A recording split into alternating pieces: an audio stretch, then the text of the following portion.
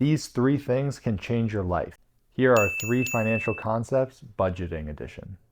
Budgeting may sound like a financial buzzword, but we promise you it is much more than that. Similar to how a recipe is crucial for your baking success, budgeting is crucial for your financial success. Imagine baking a cake without a recipe.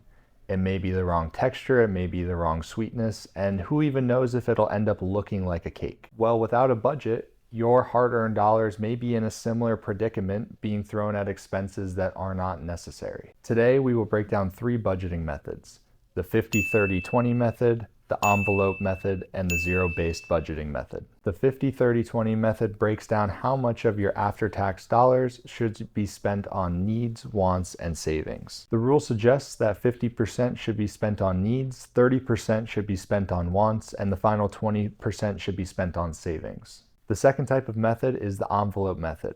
Now, this method can be used by anybody. It is especially great for those who are tech averse or are visual learners. The basic idea of this method is that you have different envelopes, whether they be physical or virtual. It is completely your preference, but essentially you are making an envelope for each one of your expenses. When the envelope runs out of money, you can no longer spend any money in that category until your next budgeting period. To start, it is recommended that you calculate your monthly income, which can be wages, part-time income, or even investment income. Next, you want to set up your expense categories, which can be things like groceries, transportation, or utilities. Fixed expenses, such as a mortgage payment, a car payment, or payments for subscription services, don't necessarily need an envelope because you have a fixed amount going to those categories each and every month. Once your categories are established, you'll want to set limits for each one of your expense categories.